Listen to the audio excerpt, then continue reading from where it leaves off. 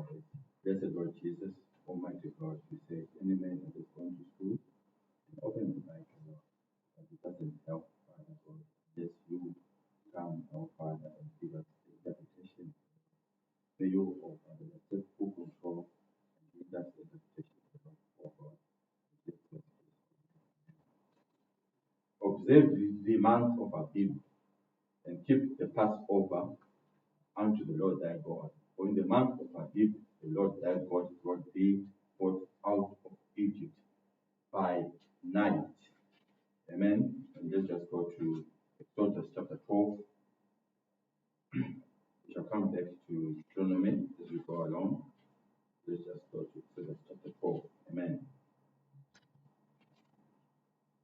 And the Lord spake unto Moses and Aaron in the land of Egypt, saying, This month shall be unto you the beginning of months. It shall be the first month of the year to you. I want you to notice it's the same month of Abib. Amen. Speak you unto the congregation of Israel, saying, In the 10th day of this month they shall take to them a man. They shall take to them every man a lamb. Amen. Every man shall take a lamb. Amen. According to the house of their fathers, a lamb for an house. And if the household be too little for the lamb, let him and his neighbor next unto him take it according to the number of their souls. Every man according to his eating thereof shall make your count for the lamb. And your lamb shall be without blemish, a male of the first year. You shall take it out from the sheep or from the goats, and you shall keep it until the 14th day of the same month, and the whole assembly of the congregation of Israel shall kill it in the evening. May the Lord add his blessings to the reading of the Lord. Amen. You may be seated. Amen.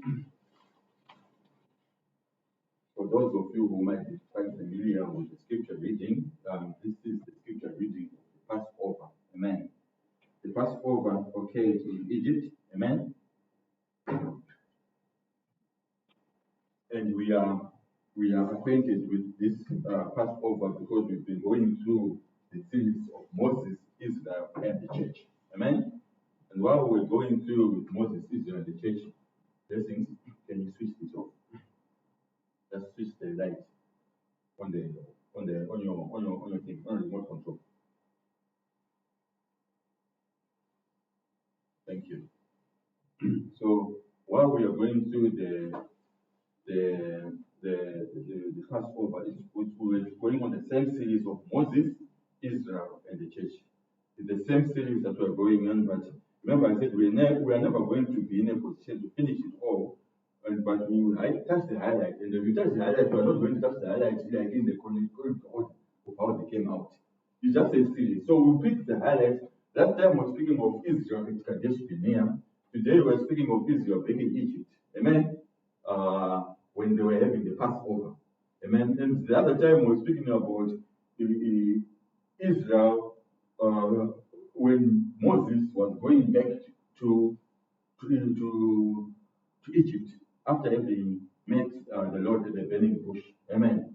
And when he met the Lord at the burning bush, when he went back to Israel, he had been given two signs. Amen. One of the signs that he had been given was that if he thought the rod that he was holding onto the floor, it would turn up into a serpent. Amen. And the God said that behind that the sign, there was a voice. There was a voice for throwing that rod and turning up to be a serpent. Amen. And then if he held the tail of the serpent, it would come back to be a rod. Amen. And then he also said, if you put your hand into his bosom and you brought it out, it will turn out to be leprous. Amen. And behind that sign was a voice. Amen. And if he put his hand back into his bosom, the leprosy will be gone. Amen. And that was also a voice.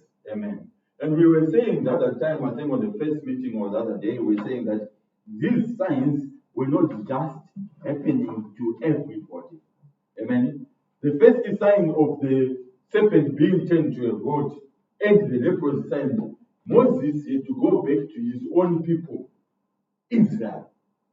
And when he went back to Israel, there was this particular place where they would gather. And that place that they would gather was Goshen. Amen. This was an area in Egypt that Israelites used to stay in, but because as they stayed for years, they became a nation within Egypt. Amen. And that nation used to stay in the area called Goshen. So it was actually the Israelites staying within Egypt. Just like we have the bride of Jesus Christ in this Laodicean church, and still amongst the Laodiceans. Amen.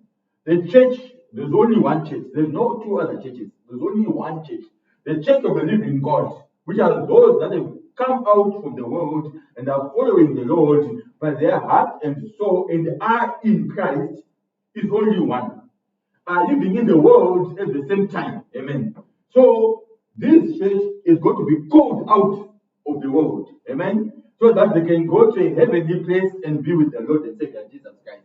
There will come a day when there will be no sunshine. Amen. There will come a day when it will all be over. It might be in this generation, it might be in the next generation, it might be in another generation, but it will be there. Our faith believes that it can be at any time. Amen. And we are seeing the signs as if this generation could be this generation. Amen. It could be that we who are here might not be the ones that are die. Amen. We could be the ones that are actually going to be translated and not see death. So while we have that opportunity to have that faith, it is our uttermost heart and desire so that each one of us and each one that is trying to make it to the other side to be with our Lord and Savior prepares for the second coming and to be on that side. And it comes out from the Laodicean church age and from the Laodicean age to be with the Lord. Amen. Just as Israel was called out from the Egyptians. Amen. And then to go to the promised land. Hallelujah. So we are typing as we go along, and we are typing Israel in the natural, but the church in the spiritual. Amen. And we want to see by the types of what the things they were doing in the natural, how much they apply to us in the spiritual. But having that knowledge is not going to be helpful enough. Amen. The knowledge is being given unto us, God willing, by His grace through revelation, so that we can apply it. Amen. It was not good for Abel to be told that take a lamb and slaughter it and I'm going to receive your sacrifice. When Abel came and we asked, can you go and look and bring something to worship me? If Abel had just heard it and done nothing about it, then it was not going to benefit him. He had to take the lamb. He had to bring it down. He had to slaughter it. He had to feel the pain of the lamb slaughtering, and he had to acknowledge that this is what is happening because of the sin that my father and mother has done. Amen. So it's actually an action what you do upon the revelation of what God brings unto you. Amen. And that is the purpose of why we are making a preparation. The preparation is to hear what God wants and wills for us to do, and what we have heard, we do it. Hallelujah. Blessed are they that hear the word of God and go on to do it. Hallelujah. Amen. So as we go along, we want to look at this series of the Passover. Amen. But there was a significance of this Passover. Amen. When Moses went back into Israel, he performed those two signs to Israel. Amen. But he also went to go to Pharaoh and the Egyptian and perform the signs. And when he went to Pharaoh and to the Egyptian, he performed the signs of the rod. Amen. He threw the rod onto the floor and he turned into a serpent. Then Pharaoh laughed. He said, I've got other magicians here that can do the same. Then Jannes and Jambres also rose up and said, we can also do the same. And they took their rod and they threw it on the floor, and it also turned into a serpent. Amen. Showing that the sign of just throwing the rod and becoming a serpent was not something that was it was something that was common. Amen. Hallelujah. But it was also a sign of Moses trying to vindicate that people could believe in Moses. Amen. So if they could throw the rod on the floor and turn to a serpent, look what happened next. The rod of Moses that had turned out to be a serpent went and he swallowed up the serpent of Jannes and Jambres. Amen. Hallelujah. So that is their serpents could no longer continue. Amen. And then Moses then picked up his rod, the serpent, and it became a rod again. Amen. Meaning that the sign that Moses was vindicated to be the truth. They could turn their rods into serpents, but they could not turn their serpents back into a rod. Amen. So there was a vindication of Moses. Amen. Through the first sign. Amen. But it was not the only one. Moses then later on did 8 more other signs. Amen. He changed the rivers of water into blood. He brought flies. He brought so many other things. And we had a Sunday school when we were asking one another, can each one of you remember what miracle took place in Egypt? Of those miracles which were 10 that he did. Amen. And it's still a quiz that is pending that we want to hear the miracles that Moses did when he was in Egypt. Amen. But the last one was of significance. The last one was when the Lord then spoke to him that because Pharaoh had hardened his heart and he had not been able to recognize that this Moses was a vindicated prophet. The more Moses was doing the signs, the wonders, the miracles, the more unbelief the Pharaoh was happening. And no matter how much the dead can raise, no matter how much the signs can raise, an unbeliever will always be an unbeliever. Amen. They will never be in a position to believe. Amen. Because they've got unbelief in them. What makes them an unbeliever is because of the unbelief. Amen. But if you can take away the unbelief and you give them the faith to believe that this is true, then they will be able to believe. Amen. The only thing that is there in the world is unbelief. Amen. Unbelief to recognize that this is God. Amen. All the other things come from there. Hallelujah. So now, Moses then told them that because they have not listened, God is going to smite all the firstborns of Egypt. Now, when he said all the firstborns of Egypt, it does not mean that only the Egyptians. It means that the Egyptians and the children of Israel. If you were firstborn, you were going to be slaughtered. Why? Because Israel was God's firstborn nation. Amen. And God wanted to bring Israel out of the Egypt. Amen.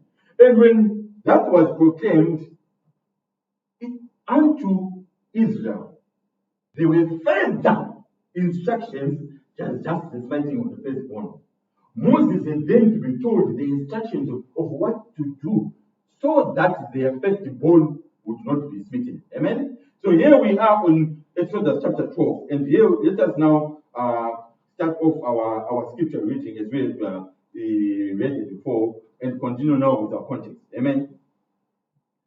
Verse 3. Speak you unto the congregation of Israel, saying, in the 10th day of this month shall you take to them every man a lamb according to the house of their father, a lamb for an house. And if the house would be too little for the lamb, let him and his neighbor next unto him take it according to the number of the souls. Every man, according to his eating, shall make your count for the lamb. Your lamb shall be without blemish. Now these are now instructions that Moses is now able to give unto Israel. Now what if somebody in Israel was listening to Moses and then did not hear carefully and then went on to take a lamb that was blemished? Amen.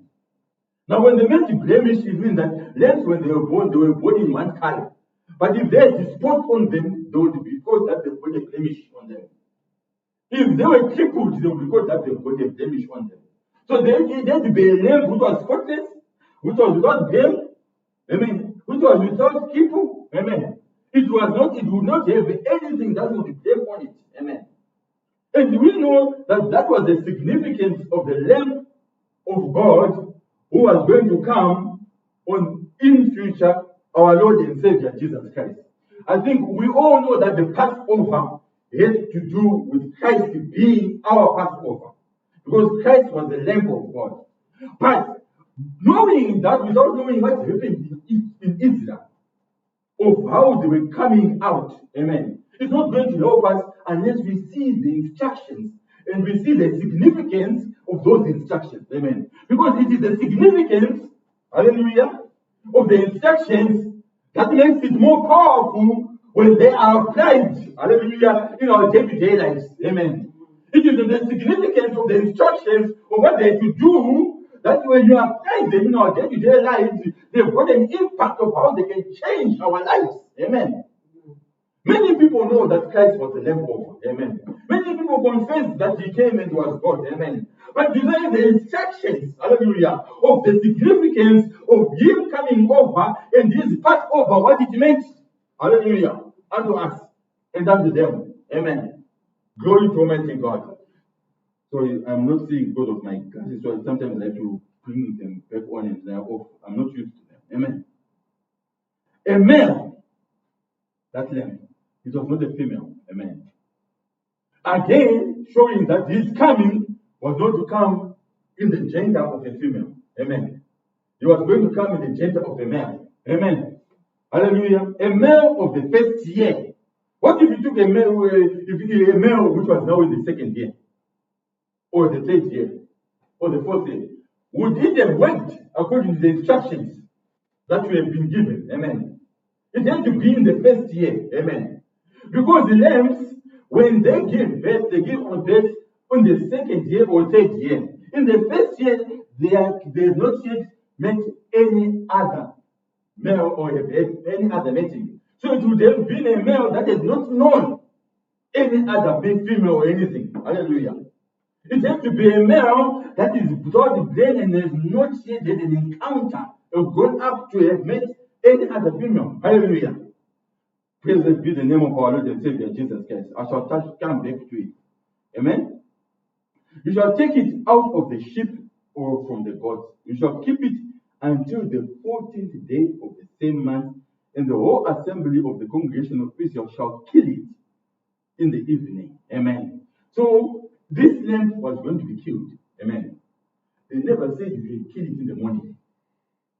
They never said you can kill it in the afternoon. They never said you can kill it in the mid-morning. They never said you can kill it in the mid-afternoon. Amen. It was to be killed in the evening. Amen. At the going down of the sun. Amen. When the sun is almost getting into the evening. Now we know the count of Israel from 6 o'clock is when they count the first hour. Amen. And after 3 hours, 9 o'clock is mid-morning. After another 3 hours, 12 o'clock is midday. After another 3 hours, 3 o'clock is mid-afternoon. After another 3 hours, 6 o'clock is their beginning of evening. Amen. Hallelujah. So the going down of the sun is from 3 o'clock when it gets to the evening. The evening will start at 6 o'clock. Amen. The going down of the sun starts from 3 o'clock as it goes down to 6 o'clock. Amen. But their evening starts at 6 o'clock. Amen. So this was to be killed in the evening. Amen. Hallelujah. Let's hear the instruction. And they shall take of the blood of this lamb, and strike it on the 2 side posts and on the upper door post of the house, wherein they shall eat it. Amen. So they will take the lamb and they will let the blood flow out of it, and then they will take the blood and then on the 2 side posts of it, they will put the blood. And then on the upper side of the door, amen, they will put the blood of that lamb. Amen. And then they will go into the house. Hallelujah. You have watched the 10 commandments, which we're advocating all of us to watch. Amen. And then when they go into the house, they were going to eat that lamb. Amen. So the lamb was just not going to be an application of the blood. Amen. But there was also a process of eating the lamb. Amen. How many of us today would recognize that the Lamb of God, Christ our Savior, we have to eat Him? Hallelujah.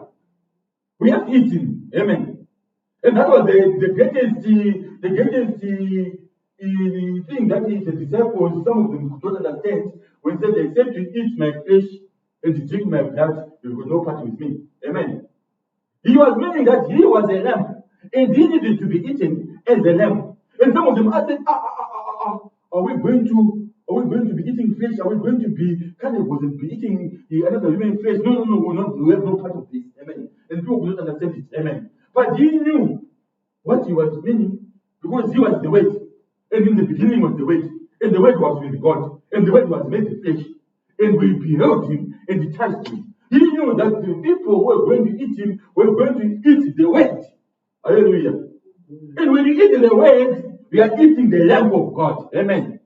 Hallelujah. We are eating his flesh. Amen. And with the word, there is a life that comes in the word. Amen. And the life that is in the word is found in the blood. Amen. Because life can only be found in the blood. Amen. So when he knew that the people were going to eat me, he was now pronouncing them and letting them know that you should eat and partake of the word of God. Amen. And for that reason, we have communion. Amen. Hallelujah. Because the first communion that was in the natural was happened in Israel on the day of the first Passover, on the instructions that had been given. Hallelujah. Now Jesus Christ is now giving the disciples the same instructions that Moses was given. Amen. That you should eat me after the word of God. Hallelujah. Amen. And then will you be able to pass over. Amen. Because there's a passage that they needed to pass over. Amen. In Egypt, there was a passage that they needed to pass over from the death that was coming upon the firstborn. Amen. And with Christ, people are going to pass from this life of sin into another glorious life of our Lord and Savior, Jesus Christ, which is eternal. Amen. Hallelujah. Glory to Almighty God. Amen. Let's just continue, or else I'll go ahead of myself. Amen. They shall eat the flesh in that night. If they'd been told, you shall eat it in 2 days, you shall eat it in 3 days, what would have happened? Amen. Some of them would have killed, put it on the rails, drive it up, and say, we'll eat this tomorrow. We'll save this for another day. There was not such kind of instructions. Amen. There was a haste. There was a desperation. There was a need. Because the death angel was going to smite the firstborn that same night. Amen. If you had left it and said, I'm going to do it the following day, and you had not applied the blood on the doorpost, and you had not taken the lamp and eaten it, what would have happened? Amen. This means that death angel was going to smite the firstborn of that house. Amen. So the instructions had to be applied on that night. Amen. There is a lack of understanding when people think that they can delay the application of the blood of the Lord Jesus Christ for another day. We talk to somebody, no, would you love the Lord Jesus Christ and accept him to be your personal savior? They said, no. I'm young. I've got a life to live. Amen. I've got tomorrow. I want to dance in the nightclubs. I want to enjoy my life. I want to continue on doing the worldly things that I want to do. No, I want to go to school. I want to be like this. I want to be this and that. Amen. And then they delay. But when Christ is coming, he's coming in haste. The day that you hear the word of God, harden not your heart. Amen. When you hear God calling you, do not push it for another day. Amen. When God is speaking to us, we want to act on the day. Amen. We are speaking about the champion of an age, the courage, amen, to take God on this way, the zeal to do what God wants immediately. Amen. Once God has vindicated and called you to do something else, there's no need to wait for it for another day. Amen. God draws in eternity. He's got no time. You maybe have got time. What you need to do is to find out, is this God's instructions for this day? Amen. Is this what God wants for this day? Am I able to recognize the word of God for this day and age and hour? Amen. We believe in the message of the hour. Amen. The message of today. Amen. Not the message of tomorrow. Amen. Because each day has got its scripture, its message, its application for each day. Amen. Hallelujah. Glory to Almighty God. Amen. Let's just continue. Amen. Some of you will catch it in between the words. Hallelujah. And they shall eat the flesh that night, roast with fire. Hallelujah. And unleavened bread. And with bitter herbs they shall eat it. Now imagine if they've been told you shall roast it with fire. Amen. And they said, we want to eat it raw, or we want to boil it. There's so many recipes that we can eat this meat. It's a lamb, but it tastes delicious when you have boiled it and put some tomatoes and eggs and whatever you might put in those recipes that you got. That would not be the instructions that God would have given, because the instructions was roast with fire. Amen. But today we find so many people wanting to go in the word of God and wanting to add other instructions that God has not given them. Because this is the name of God. Amen. This is the word of God. Amen. This is the weight that we need to eat. Amen. But this weight comes with the roasting with fire. Amen. And the fire that God has given unto us is the fire of the Holy Ghost. Amen. Now, so many people do not recognize that the Holy Ghost has got fire. Amen. It's not just the Holy Ghost. Amen. The Holy Ghost was promised to be the Holy Ghost and fire. Amen. And he said, the Lord God, I am the Lord God who is your consuming fire. Amen. On the day of Pentecost, when it came as tongues, as leaks of fire. Amen. The Holy Ghost has got fire, the same fire that you would normally see when it is greenish, yellowish. Amen. Hallelujah. And that fire is holy fire. Amen. So the holiness of God brings along with it the fire of God. Amen. It is the fire of God that gives the power of the word to live. Amen. It is the quickening power and the quickening spirit of God that makes the word come to our life. Amen. It is when the word is coming to our life that the scriptures of the word of God become roasted. Hallelujah. And when you eat roasted lamb of God, you would realize that it is tastier. Hallelujah. The word says the letter kills, but the spirit giveth life. Amen. Quickens it. Amen. Many people have gone to theology. Some of them have read and become theologians and analysts, and they've had PhDs, and yet they do not have the fire of God. Because they've not taken the instructions. Rather, their head becomes even more.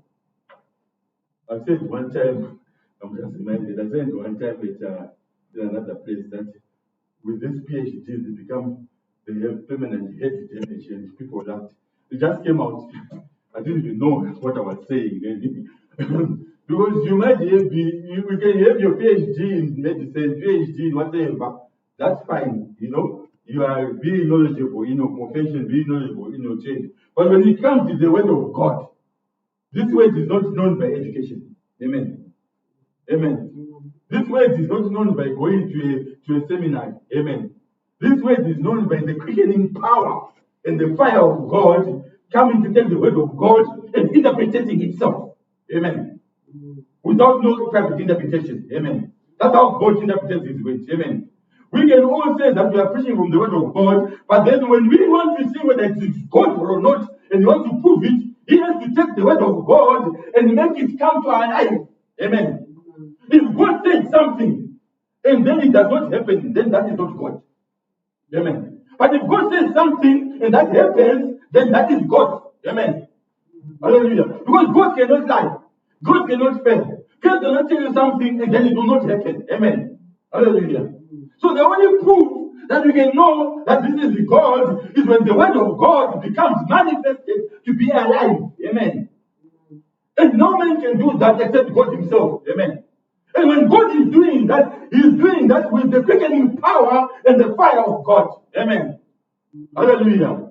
So the lamb is going to be eaten roasted with the fire that comes from the word of God. Amen. And it burns. Hallelujah.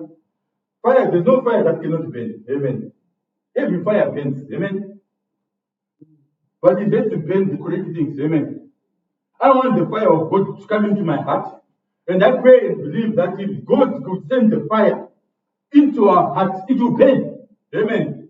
Sometimes when you are excited, when you are in the joy of the Lord, you feel the warmth of the Holy Ghost coming into your heart. Amen. And when I feel that warmth of the Holy Ghost coming in my heart, I praise God even more because I want that fire of God to be burning in my heart. Hallelujah. And what does it bend? It bends all the dross, all the unbelief, everything that is contrary to the holiness of God. Amen. Regardless, anyway, God is going to burn this world with fire. Amen. Hallelujah. This world once was covered in water in the days of Noah. Hallelujah. And in the days of Christ, He came and the blood of Jesus Christ is covering it now. But we are promised that this world is going to be bent. Hallelujah. In Malachi chapter 4. Amen. And this bending of the world is going to be by fire. Amen. We are not yet there.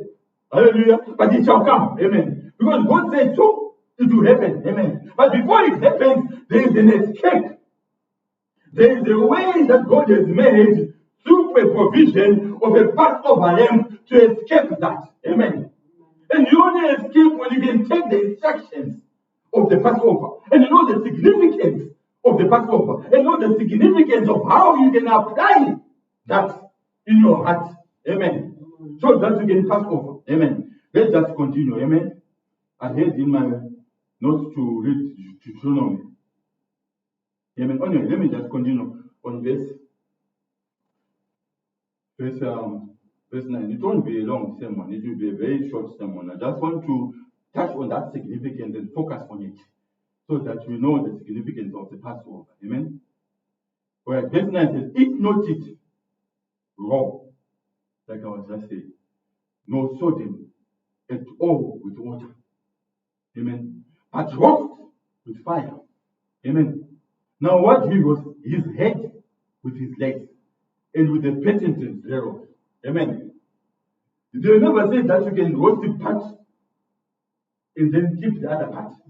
No. It says you roast it from the leg, from the head to the head, to the legs. Amen. And with the inside of it. Amen. The liver, the heart. Amen. The intestines, they all needed to be roasted when you are eating it. Amen. Hallelujah. So there was no part which was being said is going to be left from the roasting of the fire. Amen. Hallelujah. There's no part which was going to be said, oh yes, this one we cannot roast with fire, it tastes delicious when we do something. No. It all is the quickening power of the word of God. Amen. From Genesis to Revelation. Amen. Hallelujah. To everything that is in the word. Hallelujah. Is going to be quickened by the Holy Ghost. Amen. That's why we pray that, oh Lord, grant us the unction. Amen. That you will come and quicken the word of God. Hallelujah. In Revelation chapter 5, we read that there was a book, amen, which no man could look therein or open it. Amen. And there was a voice that cried out, who is worthy to come and open the book? Amen. And no man on earth was found worthy. No man in heaven was found. No man in under the earth was found worthy. No man in heaven was found worthy either. But a lamb came. Hallelujah. That had been slain. Hallelujah. It was not just a lamb, but it had been slain. Amen. Again, a sign of what had happened in Egypt. Hallelujah. Because this lamb that was in Egypt had to be killed and slain. Amen. Hallelujah. And it was that lamb that came that was able to open the book. Amen. And loose, amen, what was sealing the book. Amen. A type of Jesus Christ who had been on Calvary. Hallelujah. And had been slain for our sin. Amen. He was the only one who was able to take the book. Hallelujah. And he quickened it for us. And open it for us. Hallelujah. And by him only can we understand the book. Amen. And how does he do that? Because he himself is the Holy Ghost. Amen. The Holy Ghost is a person. Amen. It's Christ our Lord and Savior, Jesus Christ. In the first office, he was our Father in the Old Testament. In the New Testament, we came and he was in flesh. Veiled God in flesh among us, Emmanuel. Amen. And in the continuation of the church, amen, he went and left his body and sent the person that was in that body, which is the Holy Ghost, upon the people. Amen. That's how the Holy Ghost can continue on to do his works that he once continued to do. Amen.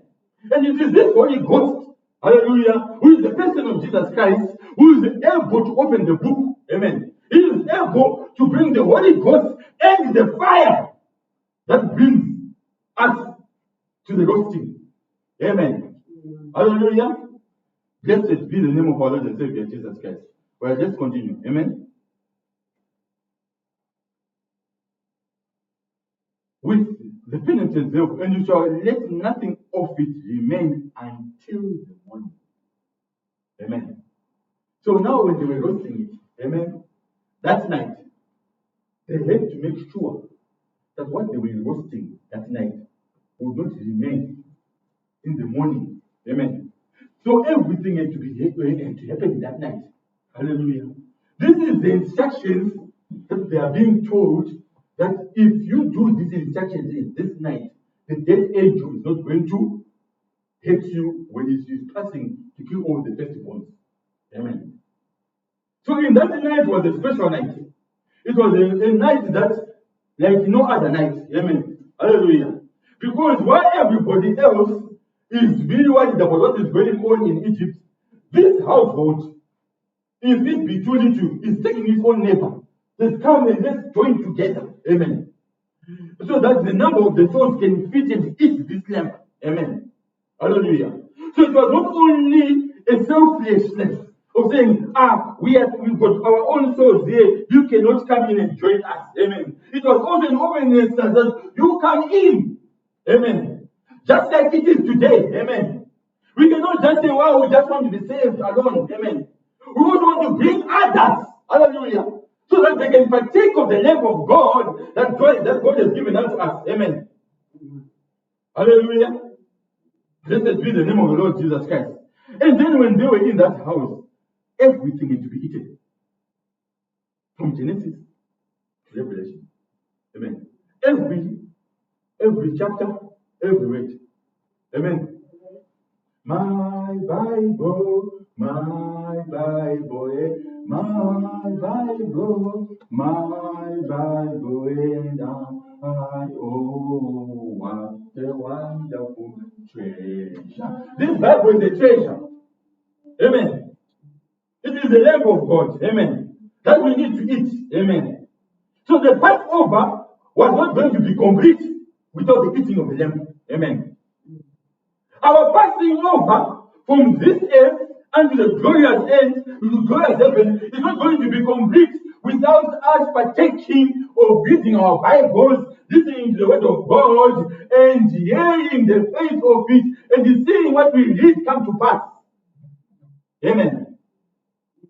Glory to Almighty God. Hallelujah. That night, it had to be done. Amen. Now, if the bones were there, amen, and they could not eat the bones, there was a specific instruction. Amen. That which remains of it until the morning you shall burn with fire. So the remains of the lamb, which might not have been eaten, the bones thereof, the heads could not reach the following day. They had to be burnt all with fire. Hallelujah. The same fire that was roasting the meat, the same fire now was now burning the remains thereof. Hallelujah. And you shall, now verse 7, and thou shalt eat it with your loins girded. Amen. Loins girded means that they had to do it at a time when their belts was tied up. Amen. This was not a day when they would say, if our belt is not tied up, we can then rush off and wear our clothes and everything. There was no time. Everything was now in haste. Amen. They had to make sure that their loins are gathered up. Amen. That the faith is really strong. Amen. Hallelujah. Your shoes on your feet and your staff in your hand. You shall eat it in haste. It is the Lord's Passover. Amen. So there was an element that they were having to do this in desperation. It was a desperate hour. Amen. There was a desperation because if that night, if you did not take heed of the instructions, there was a death that was passing over. Now the prophet dramatized it and says, you could see one of the firstborn of Israel looking out through the window and then seeing the death angel pass and looking at another family which has said, this is just Moses, 10 times he has been showing us all these miracles, and he said, we shall go, but we are not going anyway. Pharaoh is still saying we will not go. So I forget about Moses. They do not want to listen to the prophet of that day, the prophet of the hour, and take the instructions of the prophet of that day. There is almost about 1,150 something texts of the prophet. Hallelujah. In this day of William Marion Branham, but they do not want to take heed of listening to the text or listen to what William Marion Branham is saying, William Branham came in the 1950s. He's long gone now. His instructions are no longer. But he was a servant of God. Amen. Hallelujah. We gave the instructions of us going to the rapture. Amen.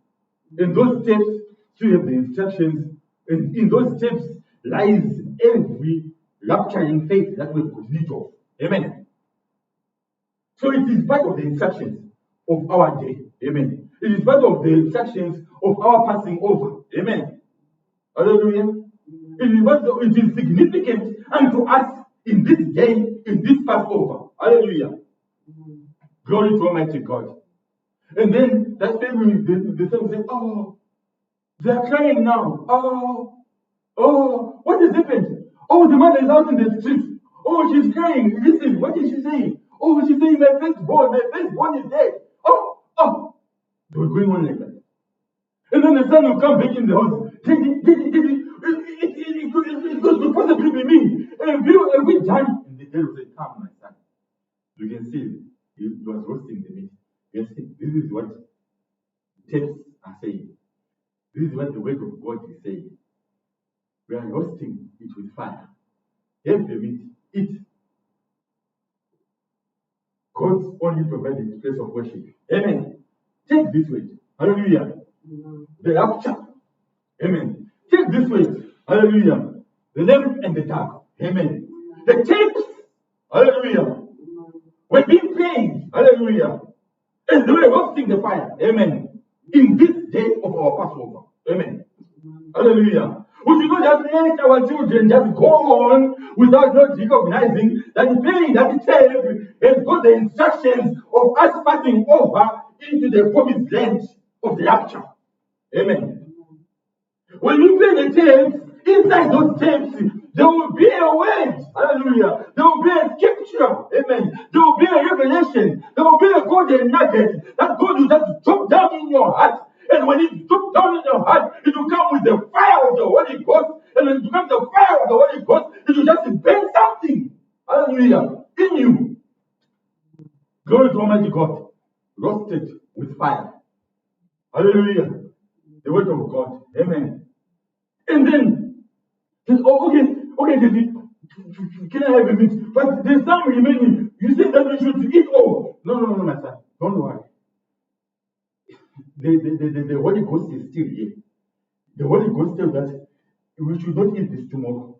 What about tomorrow? This thing will not come. No, my son. It's for tonight. You should eat this. If it doesn't remain today, we are going to burn it with fire. Amen. The dead could not say anything that was outside of the instructions that Moses had told them. Amen. Hallelujah.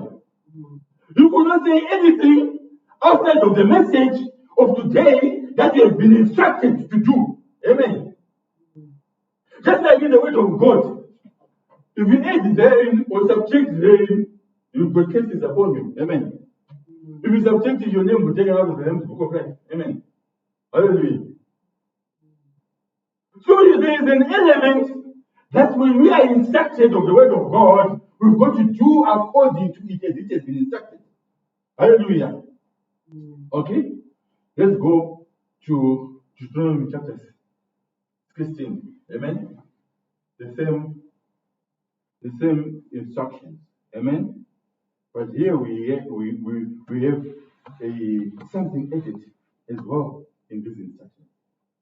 Amen. Observe the month of Abib and keep the Passover unto the Lord thy God. For in this month In the month of Abib, the Lord thy God brought thee forth out of Egypt by night. I wonder where some people get it by day come from. Amen. Because this was the time of the communion. Amen. You go in some of the churches in the 10 o'clock in the morning, they are serving communion. Amen. Midday they are serving communion. But this was being said at night. Amen. Thou shalt therefore sacrifice the Passover unto the Lord thy God of the flock and the head in the place where the Lord God shall choose to place his name there. Now there is further instruction about the same Passover, but now Moses is giving these instructions while they left Egypt now, while they are in the wilderness. Amen. He's giving them a memorial of the instructions of what they did on the night that they left. Amen. And he's letting them know that on that night that they left, the message was that you should eat the lamb. Amen. But the message of now that was given in the journey was that you should eat the lamb in the place which the Lord God has chosen to place his name therein. Hallelujah. Thou shalt therefore sacrifice the Passover unto the Lord thy God. Okay, I read that. Thou shalt eat no leavened bread with it. Hallelujah. In that night, they will eat it with herbs. Amen. Hallelujah. Bitter herbs. Amen. But here the Bible says, eat it with no leavened bread. Amen. Now, bread is what they use to make. Amen. And when you're making bread, if you really want it to, so that you can serve others, for the serving of others, you would go and take some yeast and put it in the jar. And then when you put it in the jar, you would leave it. And then when you leave it, the yeast will fermentate and it will become larger, so that when you bake it, it becomes more in quality. Amen. But those are not the instructions, because the yeast is living. It makes it look something that it is not. Amen. It makes the dough, which was almost like this, look like it is like that. Amen. Hallelujah. Have you ever noticed that people that tend to want to be Christians, when they should be just be humble and just be living a Christian life in their own humility, they want to be up there on the top and be known that I'm a Christian, I'm a Christian. Amen. And want to give an impression of something that they are not. Amen. Hallelujah. Okay, that's for another subject, for another day. You just poked in. Hallelujah. There shall not no leavened bread with it. 7 days shall thou eat unleavened bread.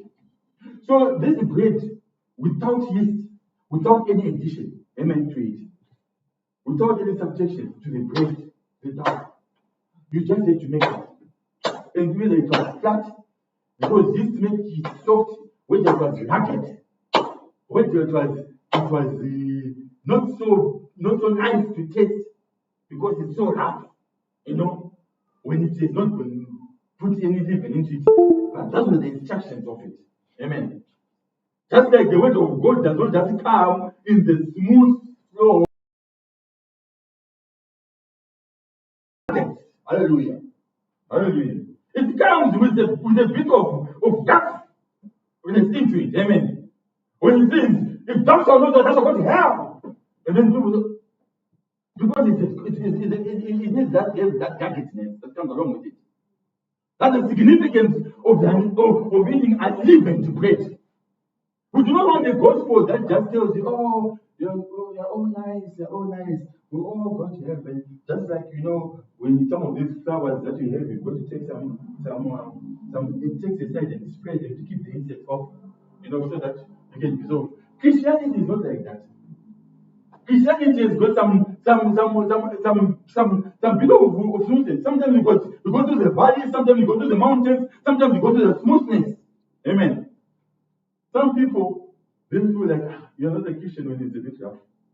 Something like that. Because that's how the word of God, amen, hallelujah, is. Right? Let me just continue. Amen. I want to come to an end because I'm not going to be long. Amen. Thou shalt have no leavened bread with it. 7 days shalt thou eat unleavened bread therewith, even the bread of affliction. You remember what I'm just saying? It's called the bread of affliction. Amen. It wasn't the bread which should just come. It means that sometimes it can be like you are persecuted. Amen. So when we are taking communion, it's not only a sign that we are accepting the love of God, we are also taking that unleavened bread for the sake of knowing that we are also vowing that we will be persecuted for the sake of the gospel. Amen. For Christ was persecuted for the world. That does not mean that we else were also going to run away and bypass the persecution. There will be a time when people are going to persecute you and call you names and undermine you and call you this and that. But that in there is where you see the power of God. Amen. In there is where you sign that you are a son and a daughter of God. Amen. Hallelujah. If you are one of them, they will not persecute you. Why would they need to persecute you? Amen. Just like if you are fighting one enemy wearing a blue uniform and another wearing a green uniform, if you become your enemy's uniform and take on the green, they will not say, why should you be fighting the green? But the moment you put on the other opposite uniform of the red, of the blue, you become a target. Amen. The moment you become a Christian and you confess of your Christianity, the moment you do that, the whole host of hell and the devil, they will become your target. Amen. You might as well know that these afflictions are going to come. Amen. But that does not mean that you are not going to overcome those afflictions. For greater, hallelujah, is he that will be in you than he that is in the world. Amen. Greater will be your strength, hallelujah, for Christianity than the persecution that is going to come. Amen. In the church ages, they persecuted most of them. Hallelujah. But today, those who are persecuted will sing in heaven. Amen. Hallelujah. The soul was crying out, "How long, O Lord?" Hallelujah. Waiting to come. Hallelujah. Okay. All right. Let me go on. Amen. For thou camest forth out of the land of Egypt in haste, that thou mayest remember the day when thou came forth out of the land of Egypt, all the days of thy life. Let me go back. I want to read verse 3. Thou shalt eat no leavened bread with it. 7 days shalt thou eat unleavened bread. The prophet in the message, God's chosen place of worship, says those 7 days was a type, amen, of the 7 church ages. Amen. The 7 church ages that we went through, amen, and we are currently going through, because you might have said, we didn't finish in the Laodicean church age. The Laodicean church age, remember, it had to go 6 times and then the message. So the message of William Marion Branham had to be preached, and then the opening of the seals come. Amen. Hallelujah. So while we are talking about the message and talking about Israel in the church, we are part and parcel of the message of the Laodicean church age. Amen. So in this Laodicean church age, in these 7 days, they were not eating unleavened bread. There was no addition to it. There was no subtraction to it. Amen. It was just as flat as it is. Amen. And in each day, all right, let me read verse 4. And there shall be no leavened bread seen with thee in all the course 7 days. Neither shall there any of the flesh which thou sacrifice the first day at evening. I want to read verse 4 again, because that is where I was looking. Amen. I wanted something from there. And there shall be no leavened bread. We know that. Even with thee all the days of the 7 days. Within all the 7 days, the word of God is not to be added to or subjected to. But what happened along the 7 churches? What did the Nicolaitans do? What did the world do? Amen. They added things in the word of God that were not there. They took away the name, the most precious name, and gave titles. Amen. What did they do? They took infants and said that we will sprinkle water, which was not there. Hallelujah. Well, they were adding creeds, they were adding dogmas, they were making the word of God of none effect and impact to the instructions that were given. The instruction was, do not put any leaven into it. But then now they were putting some leaven so that it would appease some other people, and those other people can just come in. Hallelujah. All right. Let me just continue. Yeah, it says, neither shall anything of the flesh which thou sacrifice the first day in evening remain all night until the morning. Now remember, when they were squattering that land, they had to partake of it even that night. And anything that remains in the morning to be burnt with fire. Amen. Now in these 7 days, the instructions were the same. Amen. That in that day that you are eating thereof, that even that day you should eat thereof. There should not be anything that remains the following day. A sign that the church ages was going to receive a messenger of each age. Hallelujah. And that message of each age was going to save the people of that age. Amen. And once that message of that age has ended, then it was going to be closed for that age. And another message was going to come for the next day. The same message that was going to come for the next day had to be unleavened as well. Amen. So the message of Paul, as good as it was for Ephesus. Amen. It could not help those that were in Smyrna. Amen. Because the message for Smyrna was Aeneas. Amen. The people that had received Paul's message, as great as Paul's message was, had to be under Paul's message. There might have been some overlap of generations going into this Smyrna age, still holding on. But that one had to die. Because those ones that were born in the age of Smyrna had to receive the messenger of Smyrna. The ones that were born in the message of Pergamos had to receive the message of Pergamos. And the messenger thereof, Martin. The ones that were born in the church age of Thyatira had to receive the message of the messenger of Thyatira, who was Columba. Amen. The ones that were born in the message of Sardis had to receive the message of one that was born in Sardis, who was Luther. Amen. The message of Luther could not continue on and go on in the message of Wesley. Despite him, Wesley having received the justification when he heard the message of Luther. But he could not continue on with the justification. There was a message that he had to bring along, which was sanctification. Amen. And with that sanctification, it could not continue on. The prophet says that even in the days of sanctification, the Methodists, they received the gifts. But what did they do? They took water and poured on them in Trafalgar Square when people were receiving the baptism of the Holy Ghost, because they didn't understand that that was another message for the Laodiceans. Amen. So the message of sanctification had remained with the sanctification. Amen.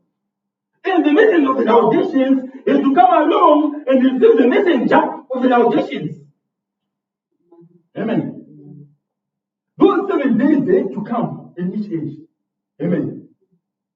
And there is not going to be another day after the 7th. There's only 7 days, there's no 8th day. The 8th day is the millennium. Amen. So we are currently in the 7th day. So in this 7th day we should receive the messenger of our day, who is none other than William Marion Branham. Amen. Glory to Almighty God. Amen. I'm about to come to this end, towards the end now. Amen. It's not going to be a long service. I just want to highlight the significance of the Passover. Amen. Neither shall they eat thereof. Thou shalt sacrifice even all night until the morning.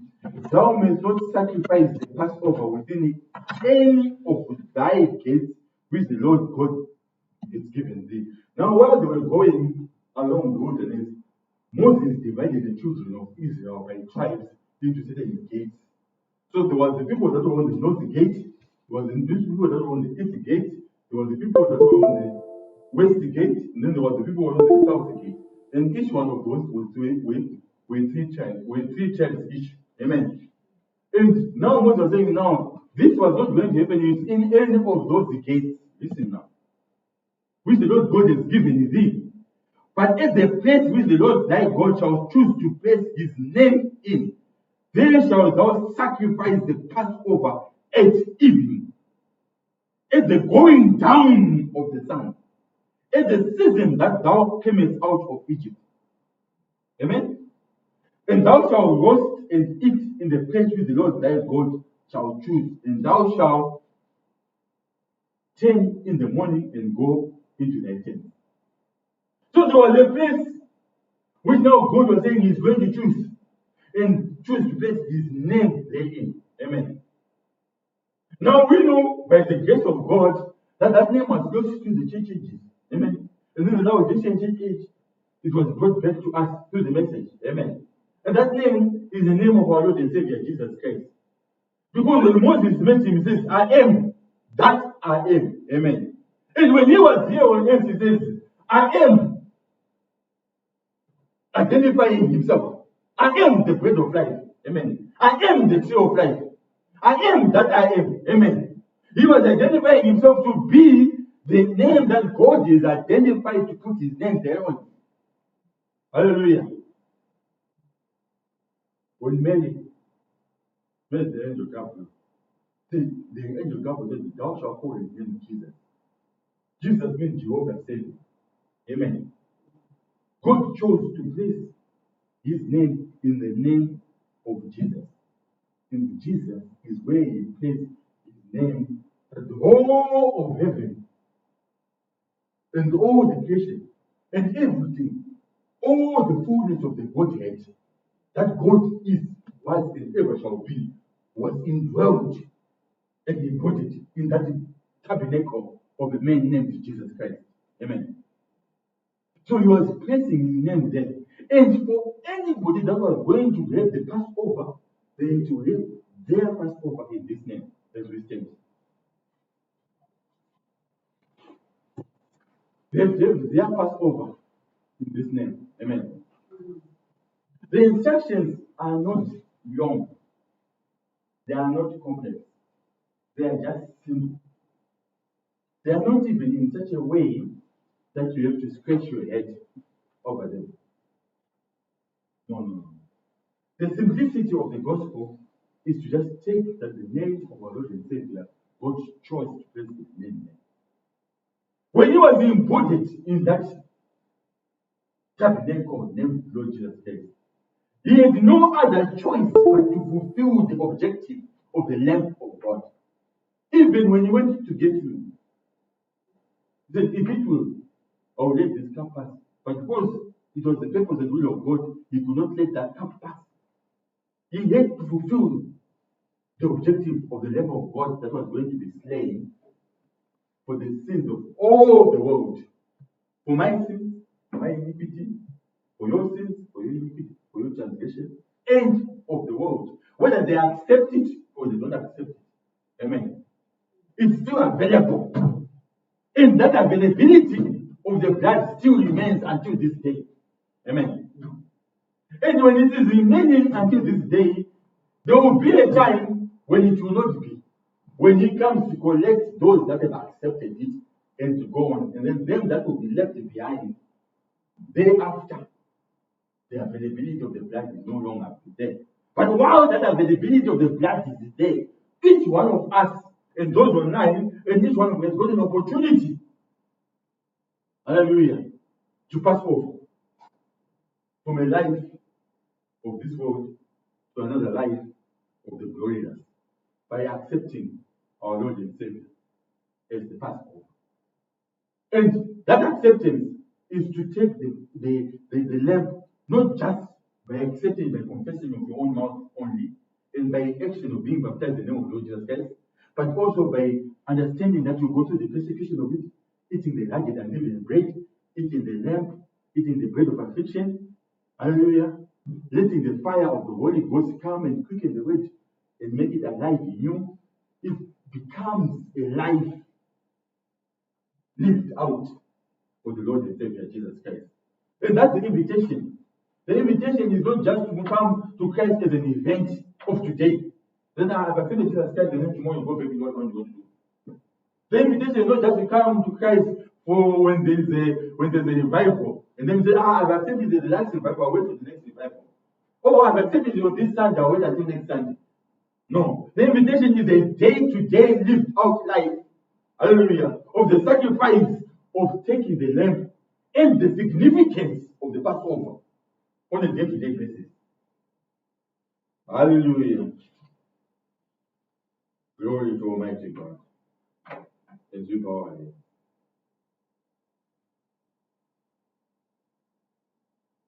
I would like to invite anybody, whosoever will, who is able to see the significance of the Passover, that it is a life lived out for Christ, and want to reconcentrate and rededicate to live that life for Christ. Not only among us, but those online, those that may be able to hear this message. As we are living out in the day when there's so much death in the world occurring, we need something to pass over at this time. I'm going to ask each one of us to pray in your own way that God has given you, so that each one of us would have a relationship with our Lord and Savior. Heavenly Father, Almighty God, we want to thank you, Father, for the Passover. We thank you, dear Lord Jesus, for the significance of the Passover. It is important, Heavenly Father, God, to us.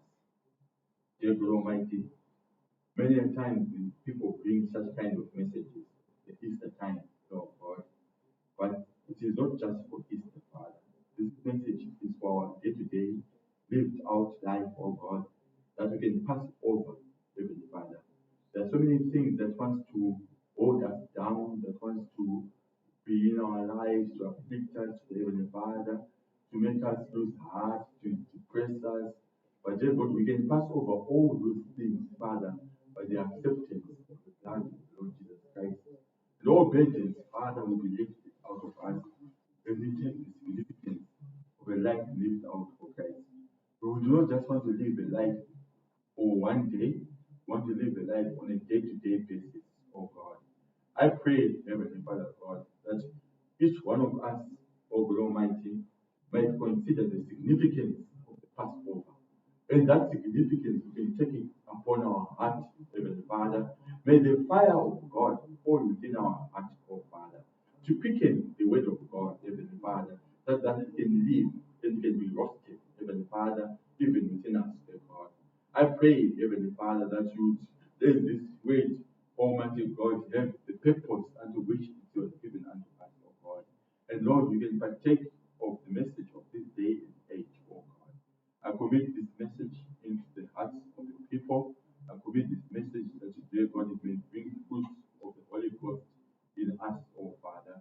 I pray in the name of our Lord and Savior, Jesus Christ.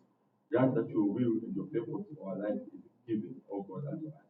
We commit these things, Father, in this simplicity, Father, just trying to take this simple gospel, Lord God Almighty, not only to be among us, but unto the uttermost part of the world, whosoever will, Lord. Maybe them that are online, maybe someone that may hear this message, maybe someone that we can testify and tell them and point them to Jesus Christ.